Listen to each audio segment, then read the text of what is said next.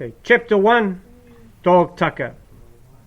Nadine hadn't finished dinner when her stepfather, Ted, came into the kitchen. Fed the dogs? Not yet, she flinched, waiting. I had to finish my homework first. Do it. The unspoken threat stayed while he stomped off into the living room, leaving Nadine to choke down the remains of her food. Pig, hog, creep. Her face flushed red with anger. It wasn't fair. She was sick and tired of treading around on eggshells, wondering when the next hiding would come. Last night it was because she hadn't cleaned the sink out properly after doing the dishes. Of course, the boys got it worse. They were expected to do more than her and got bigger beltings if their work came up short. Nadine hated this arrangement. It wasn't as if he was her real stepfather, although he and Mum had been together for 3 years now. She prayed every night that he would die in his sleep. Didn't work though. Every morning she heard him get up, piddle off the back veranda before lumbering out to let the dogs off.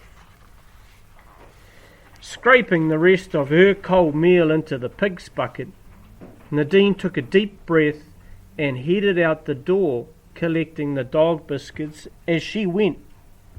As soon as the dogs saw her, they erupted into a chorus of barking and howling until, mimicking her stepfather, Nadine yelled, "Shut up!"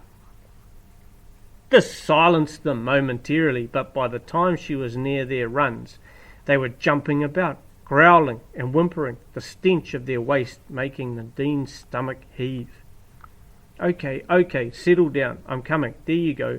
Good girl, that a boy, good dog. Soon the dogs were crunching into their meagre tucker, wolfing it down as if expecting it to be taken from them at any instant.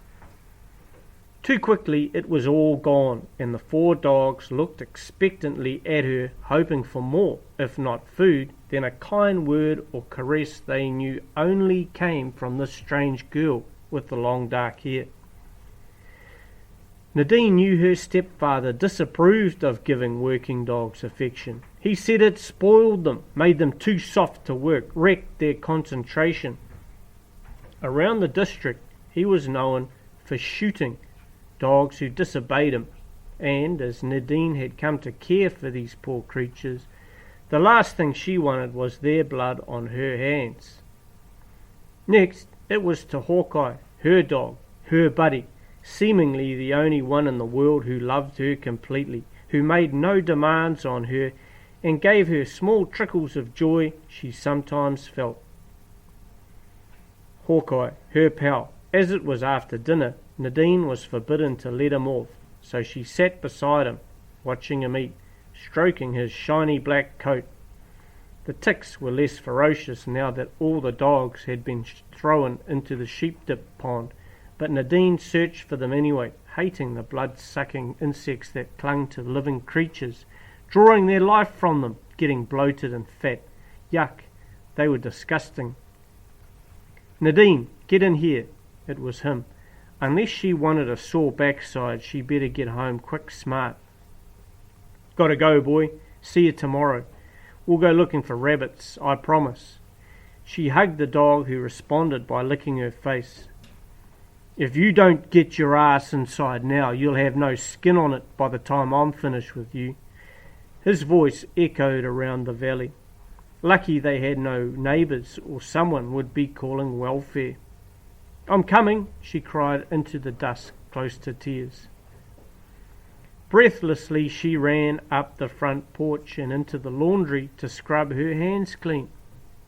"Where the hell were you?" a voice behind her demanded. "Doing what you said, feeding the dogs." A sharp slap across the back of her head stung her for a moment. "Don't get smart."